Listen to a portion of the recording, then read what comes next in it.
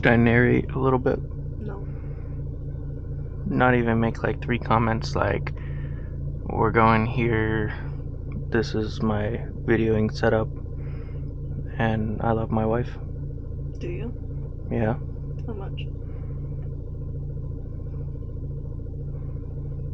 This isn't good, Chad.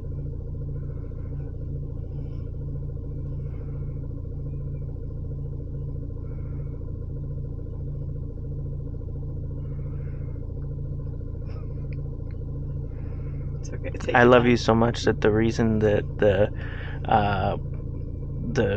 gravitational, or like the orbits of a couple of the planets are a little wonky is not because there's a planet 9, but it's because of my love for you, and that's throwing off the gravitational pull of the planets. It's impossible. Next. Okay, let's go. I'm hungry.